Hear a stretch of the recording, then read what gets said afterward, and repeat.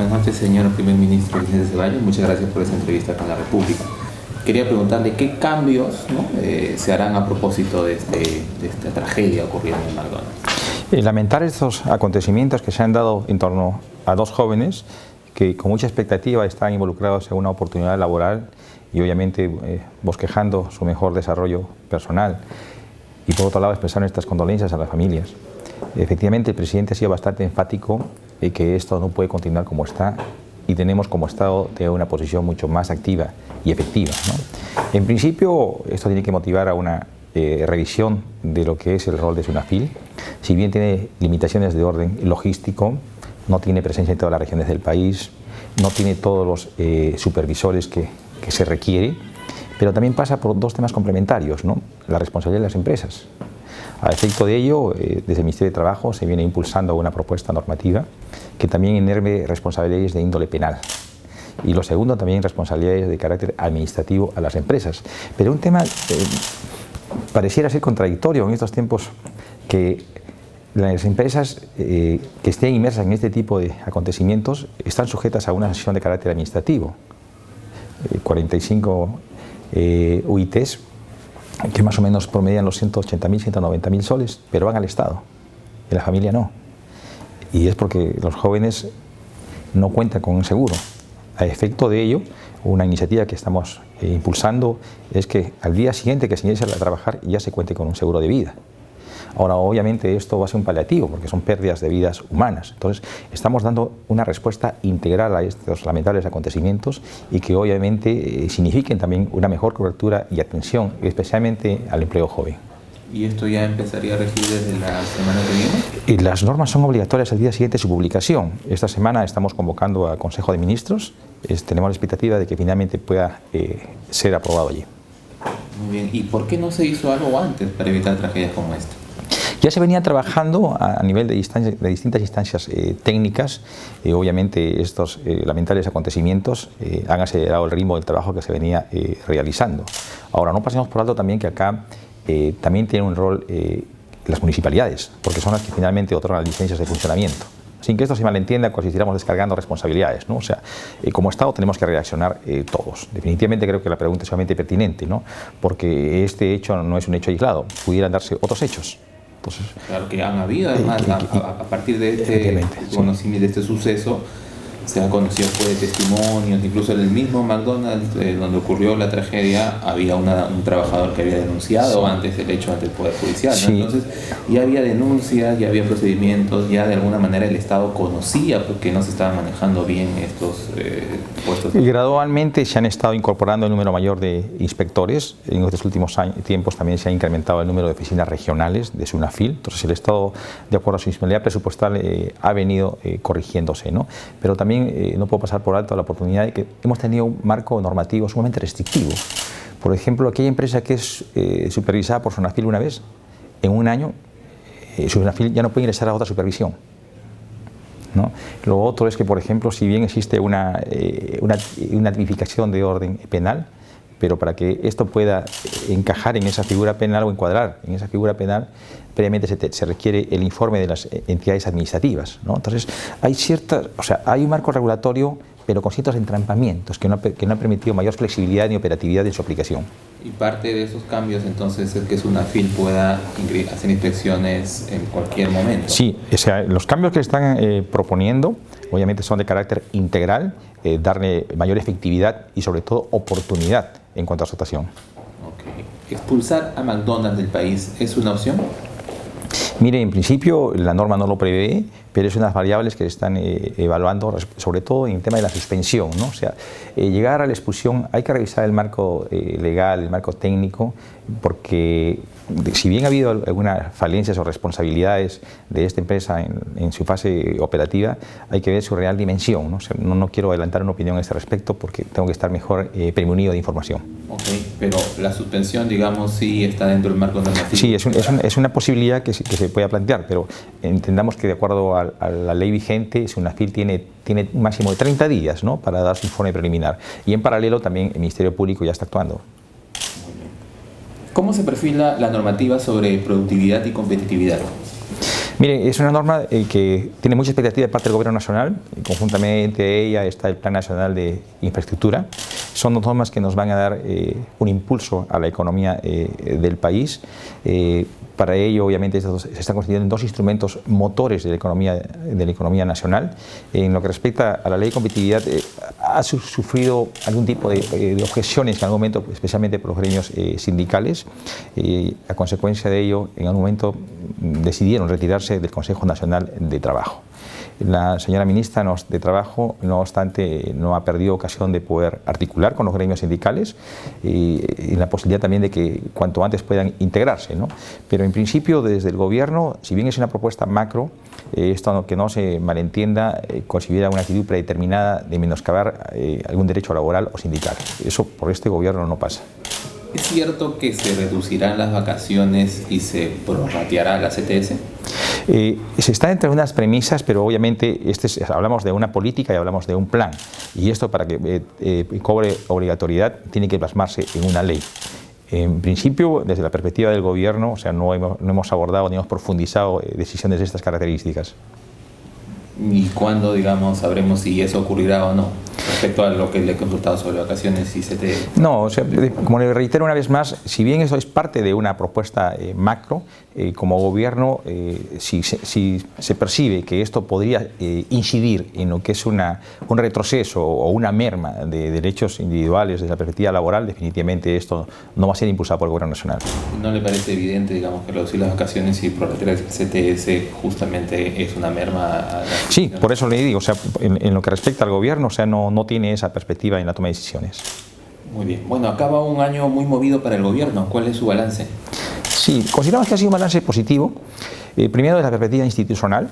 Creo que a pesar de estos impases que se dieron especialmente el 30 de septiembre, donde el Gobierno, el Poder Ejecutivo, tomó la decisión de cerrar el Congreso, sin embargo la dinámica institucional del país ha continuado. A efecto de ello estamos inmersos en un proceso electoral para el 26 de enero. La parte institucional, llámese Poder Judicial, Ministerio Público u otros entes autónomos constitucionales, han operado en pleno derecho, y es más, el propio proceso electoral impulsado por el sistema electoral, para la redundancia, está en plena actividad, sin menoscabo o limitación alguna. En consecuencia, hablamos de un cierre de año bastante auspicioso. ¿Debió evitarse el cierre o la disolución del Congreso? Creo que era inevitable.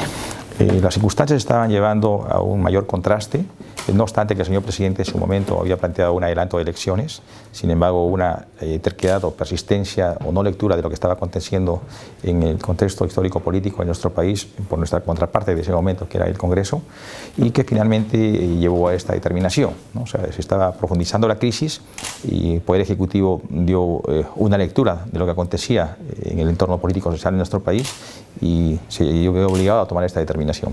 ¿El Gobierno hubiera preferido evitar la disolución del Congreso? Desde un primer momento, el señor presidente siempre extendió una propuesta salomónica, pensando en el país, ¿no? Y una de ellas, justamente, incido, es de que pudiera adelantarse las elecciones, tanto el Ejecutivo como el Legislativo pudieran acortar su periodo de mandato y obviamente darle al país una oportunidad de refresco y de evitar estos impases o estas contradicciones que no nos permitían un mayor avance. Lamentablemente este escenario no se dio, seguían las contradicciones o las obstrucciones, y a efecto de ello es que el Ejecutivo tomó esta decisión. ¿El adelanto de la elección presidencial aún puede darse? No, lo descartamos. El presidente de la República inclusive impulsó en su momento una propuesta de ley, porque en principio conseguimos desde una interpretación constitucional, estamos imposibilitados, pero sin embargo por ahí existía un tipo de reparos. En una propuesta que ingresamos al Poder Ejecutivo de reforma constitucional enfatizamos ello, ¿no? De que el presidente estaba prohibido por ello, a pesar de que la norma lo decía con mucha claridad, ¿no? Pero más allá del marco legal está la disposición política. El presidente ha sido sumamente claro y reiterativo en su posición de que no va a participar de ningún ajuste electoral en 2021. Se queda hasta el 2021 entonces. El presidente cae en las encuestas luego del pico que ha tenido post-disolución, y antes subía cuando confrontaba con el Congreso, ¿no? Había un incremento de aprobación cuando se enfrentaba al Congreso y al fujimorismo. ¿Le preocupa que sea un presidente sin muchos activos cuando no hay esta confrontación? ¿A qué se refiere con activos? Que sea percibido por la población como que trabaja a favor de sus demandas, que satisface, digamos, las exigencias, que finalmente cuando no hay confrontación la aprobación del presidente no es muy alta. Pero a ver... O sea, que no lo aprueba. A ver, permítame. Aconteció el cierre del Congreso el 30 de septiembre y la percepción ciudadana casi está emparejada respecto al señor presidente. Sin embargo, de ahí hoy ha tenido una caída, pero supera el 50% y es sumamente expectante. Creo que no hay presidente de América Latina que esté en ese promedio. Y lo segundo, en la historia de nuestra vida republicana, en este periodo de tiempo de aproximadamente 20 meses de gobierno, o sea, tiene una percepción ciudadana bastante expectante, ¿correcto? O sea, no es que haya habido una baja radical, ¿no? Lo segundo, este es un gobierno que no ha entrado a administrar el statu quo, es un gobierno que ha entrado a trabajar por el país. Y creo que no podemos pasar por alto algunas medidas bastante importantes. En estas últimas semanas hemos aprobado un decreto de urgencia en el tema de los medicamentos genéricos, en el tema del aseguramiento universal. O sea, creo que estamos marcando una posición que nos va a particularizar como gobierno. Es importante justamente porque estos meses han estado sin Congreso, ¿no? Antes, digamos, estaba pues el argumento de que la obstrucción, ¿no? Que usted ha mencionado dos medidas, ¿no? Pero en general, digamos, en estos meses sin Congreso, ¿qué ha hecho el gobierno? ¿Qué resalta de lo que ha hecho el gobierno a favor pues, de las principales demandas de la población? Mire, en este último semestre ha sido bastante complicado. Primero porque había que transmitirle al país en general tranquilidad. Había que dejar acentuado nuestro respeto a la institucionalidad del país. No es común en nuestra historia republicana de que haya un cierre del Congreso y no es común de que haya ausencia en un espacio democrático de un Congreso. Sin embargo, la realidad era que no lo había cesado en sus funciones. Entonces, era transmitirle confianza a la ciudadanía, confianza al empresariado y confianza sobre todo a quienes de una u otra manera objetaban que este gobierno iba en perspectiva de convertirse en una dictadura. Lo segundo, y casi en paralelo, teníamos una serie de conflictos sociales. Obviamente, desde PCM, quien tiene esa responsabilidad, redoblamos esfuerzos para hacer entender a los gremios, a las comunidades y a la ciudadanía en general que este es un gobierno representativo y democrático y a la mejor disposición de que a través de los espacios democráticos pueda encarrilarse sus demandas, ¿no?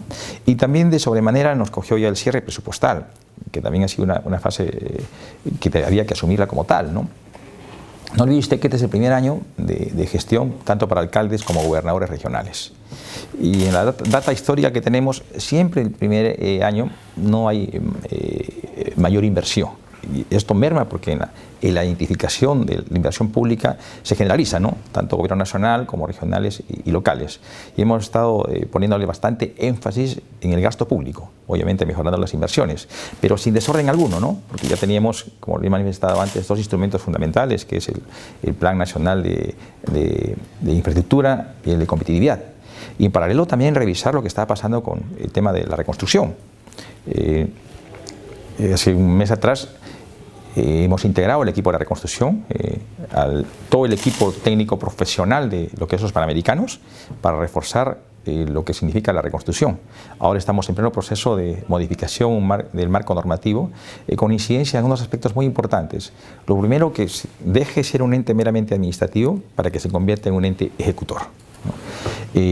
Lo segundo, coger las metodologías de inversiones que se aplicaron en los Panamericanos exitosamente, ¿no? Por ejemplo, el gobierno a gobierno. Hace menos de 10 días atrás ya se tenía una primera reunión de trabajo con alrededor de 12 representantes de distintos gobiernos para mostrarles nuestra disposición, pero también de despertar en ellos interés para que puedan acudir a un acompañamiento en ese tipo de inversiones. Entonces, hay cambios sustantivos que en el corto tiempo se vienen dando, ¿no? Y sin descuidar, obviamente, lo que es el espacio social. ¿Este año entonces se cumple por fin la reconstrucción? ¿El año que viene? Sí, mire, estamos en esta fase de reconstrucción y más adelante vendrá la fase de construcción, ¿no? De acuerdo a la información que se nos ha brindado, son más o menos 10.000 millones de soles que se han distribuido entre los distintos niveles de gobierno. Para este año se está cerrando con un paquete importante de expedientes técnicos. Esperamos que en el año 2020 tengamos una inversión que bordea aproximadamente los 7.000 millones de soles y que van a tener un impacto sumamente positivo, ¿no?, en las zonas afectadas. En lucha anticorrupción, que es una de las banderas en el discurso del presidente, ¿qué ha hecho el gobierno relevante más allá de respaldar públicamente los avances de la Fiscalía?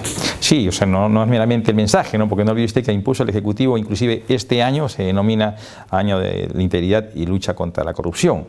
Y el mensaje cuenta mucho, porque obviamente el problema de la corrupción en el país es un problema endémico y crónico. Nos ha acompañado por no decirlo sin exagerar, lo que dice el historiador Quirós, ¿no?, desde las épocas fundacionales de nuestra República, ¿no?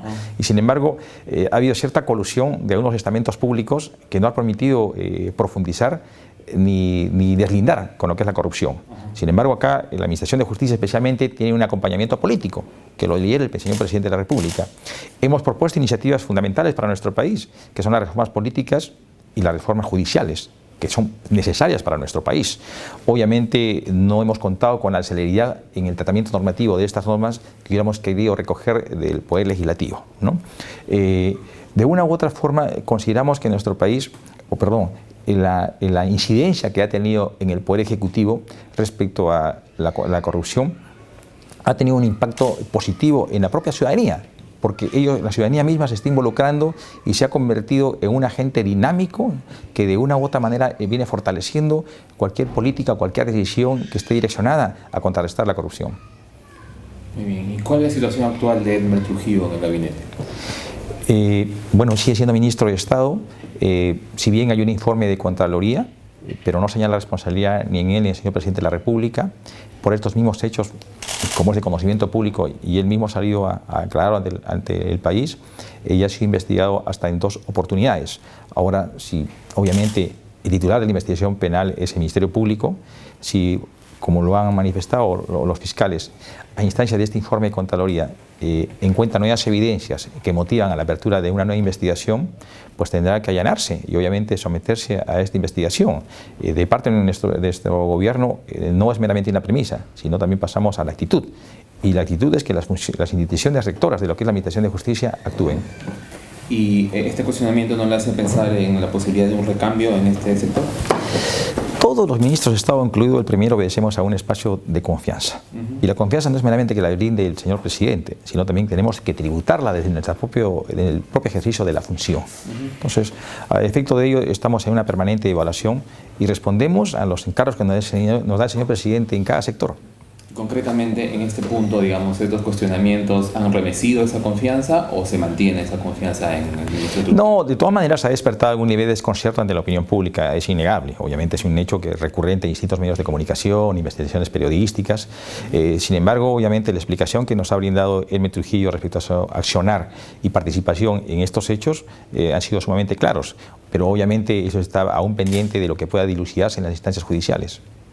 Muy bien, pero la confianza respecto de este ministro, de parte del presidente y de parte del premier, ¿se mantiene o, digamos, no descarta usted su salida del ministro? Está en el cargo y goza de la confianza. Sin embargo, todos los ministros estamos en la disposición, como bien lo dispone el cargo mismo, a una situación de provisionalidad, ¿no? El Tribunal Constitucional puede hacer del cierre del Congreso un boomerang en contra del gobierno. Se habla ya de que se está preparando un fallo que podría afectar al mismo presidente Vizcarra. ¿Qué le parece? Mire, la decisión que se tomó el 30 de septiembre fue una situación bastante delicada, muy compleja y una situación límite. Y obviamente para tomar esta decisión acudimos a una revisión de lo que nos permitía y no nos permitía el orden constitucional. Y a efecto de ello se tomó esta decisión. Si hubiéramos advertido o observado de que estuviéramos incurriendo en un exceso o un faltamiento al orden constitucional, no se hubiera tomado esta medida. O sea, y es más, cuando el señor Olaechea, como presidente de la Comisión Permanente, plantea una demanda competencial ante el Tribunal Constitucional, nosotros lo hemos asuelto en el plazo más corto, porque perfectamente podíamos dilatar los procedimientos. Y esto es una clara muestra de que la argumentación que nos llevó a tomar esta determinación la tenemos clara. Ahora, que pueda determinar el Tribunal Constitucional, bueno, es entrar en el terreno de las conjeturas, ¿no? Pero, sin embargo, la resolución que admite la demanda, obviamente nos da un mensaje positivo, porque en cierto momento enfatiza de que lo que resuelva en nada perjudica el proceso electoral en marcha. Pero es una opción que el TC pueda decir que se cometió una infracción constitucional y el gobierno tendría que estar preparado para esa posibilidad. ¿Cuál es el escenario, digamos? Mire, el escenario nuestro es optimista. Optimista en el sentido de que la argumentación jurídica constitucional que nos llevó a esta determinación tiene pleno amparo. Y esperamos que esta sea la misma percepción interpretativa que acude el Tribunal Constitucional. Y si no es así, si el Tribunal Constitucional dice que hubo una infracción, no nos ponemos en un escenario negativo, definitivamente. Estamos hablando de un escenario positivo, ¿no? Y es más, sabemos perfectamente que una resolución emitida por el TC en materia competencial es inimpugnable. ¿No están preparados entonces para un fallo contrario al gobierno en el TC? No es que no estamos preparados, lo que estamos convencidos de nuestra argumentación. Se vislumbra un Congreso con importante presencia de Fuerza Popular y de Acción Popular, que tampoco ha sido muy afín al Ejecutivo. ¿Cómo lo toma? Mire, en principio estamos observando que el proceso electoral está bastante frío. No con el calor de otros momentos electorales, ¿no? De repente, por la confusión que se da por las fiestas navideñas o lo acortado de los plazos, que no está permitiendo una reacción y posicionamiento más activo y dinámico de quienes están participando en él. Esperamos que en el mes de enero, obviamente, esto va a cobrar un mayor activismo. Las encuestas que se han dado hasta la fecha vislumbran un panorama de que los tradicionales partidos o propuestas políticas van a tener un protagonismo en el próximo Parlamento. Nosotros simplemente apelamos a lo que es la decisión soberana de los electores. Un actor importante de estos cambios sustantivos que se han dado en nuestro país, especialmente en la toma de decisiones políticas, ha sido el involucramiento de los ciudadanos. Y esos mismos ciudadanos entendemos que va a saber responder este próximo 26 de enero, para acudir no solamente a una renovación, sino que se cuente con un Parlamento mucho más legitimado y que esté comprometido con el desarrollo del país. Y la preferencia por estos grupos que no fueron afines al Ejecutivo, ¿no sería un mensaje de la población en contra de la disolución y que de alguna manera reivindique a esa posición que consideraban obstruccionista? Pero mire, cada decisión tiene su propio momento, su propio espacio histórico-político, ¿no? Este mismo me lo ha preguntado. Cuando el 30 de septiembre se tomó esta decisión de cierre del Congreso, obviamente el presidente gozó de las simpatías de la ciudadanía, ¿no? Ahora, que se tome una decisión podría leerse como una contradicción o una desautorización al Poder Ejecutivo. No, creo que hay que leerlo en los espacios particulares en que se da cada acontecimiento, ¿no? Ahora, esperamos que sea un Congreso constructivo, que permita articular un mejor accionar con el Poder Ejecutivo y que conjuntamente ambos poderes del Estado se propongan una agenda común pensando en el país. ¿No temen a una vacancia presidencial que incluso se ha anunciado en algunos candidatos del Congreso? Sí, algunos candidatos de hace buen tiempo también están enfatizando con la posibilidad de una vacancia, ¿no? Es una figura que está en la Constitución del Estado y que sin mayor argumentación, más que con la suma de votos, puede cobrar operatividad, ¿no? Pero creo que quienes estén inmersos en el escenario político futuro, porque eso se podría dar en el próximo Parlamento, obviamente tienen que de una u otra manera contrastar este tipo de medidas, obviamente con lo que quiere el país, ¿no? ¿Qué quiere el país? Darle legitimidad, darle institucionalidad, reforzar su democracia, hacerla más sólida su democracia. Creo que no puede salirse de ese espacio las decisiones que tengan que tomarse en futuro. ¿Y están dialogando con quienes se perfilan como próximos congresistas para alistar de alguna manera lo que se viene? No, estamos abocados, propiamente dicho, a lo que es la gestión de gobierno. ¿No le parece necesario, digamos, acercamientos con miras a una agenda justamente por ser un congreso de corto tiempo y en fin? Primero, estamos inmersos en un proceso electoral, ¿no? En campaña, o sea, todavía no estamos en su fase crítica o culminante, ¿no? Lo segundo, el criterio de neutralidad al cual estamos impuestos por la norma y por la disposición del sistema electoral. Y lo tercero, si hay que conversar, sí, conversaremos, y con las fuerzas que sean necesarias, pero en su oportunidad, es decir, cuando ya el Congreso esté instalado. ¿Qué alista el gobierno para el 2020? Mire, es un año, desde una perspectiva económica, bastante expectante, ¿no? En principio, este ha sido un año que obviamente no ha colmado las expectativas como se hubiera querido o se propusieron inicialmente. Lo ha manifestado la propia ministra de Economía. Ya le manifestaba, tenemos un componente importante en lo que es la reconstrucción. Acabamos de aprobar un decreto de urgencia que le va a dar mayor operatividad y eficacia a lo que significa el plan de infraestructura. O sea, de 52 proyectos identificados, ya 25 cuentan con expediente técnico, otros 24 están en proceso de cierre. Entonces, por ese lado creo que las inversiones van a estar mejor. Y algo muy importante también, ¿no?, que ya los gobernadores regionales y los alcaldes municipales, tanto provinciales como distritales, en un segundo año creo que van a gozar de mayor experiencia y conocimiento de lo que es la administración para ejecutar de mejor manera y con oportunidad lo que son sus distintos proyectos que van a tener un impacto obviamente en el gasto público, en la inversión. Y en cuanto a temas o sectores, ¿cuáles van a ser las prioridades? No, seguimos con los sectores de orden social, ¿no? Hemos hablado, el primer trimestre debemos definir lo que es la remuneración mínima vital. Estamos también trabajando con el sector trabajo, lo que significa un marco normativo que haga predictible la revisión de lo que es esta misma remuneración mínima vital, que no esté sujeto a la discrecionalidad de las autoridades. Estamos trabajando algún eje temático relacionado al tema de las pensiones. Entonces, son temas que tienen un componente social evidentemente. ¿Se recuperará la economía?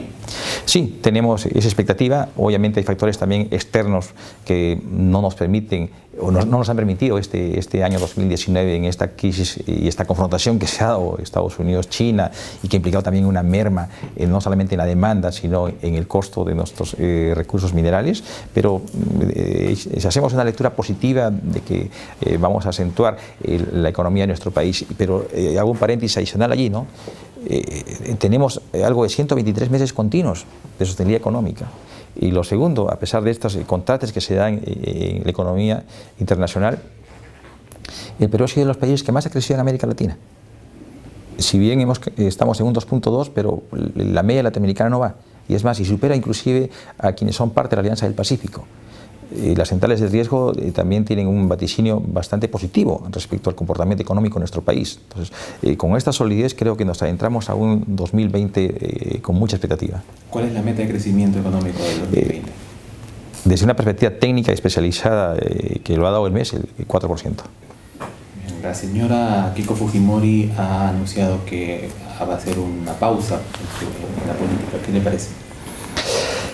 Hay una sobrecarga procesal, o sea, no es un hecho, son distintas investigaciones que están tras ella, y no solamente eso, sino también que está teniendo una clara incidencia en su propia propuesta político-partidaria.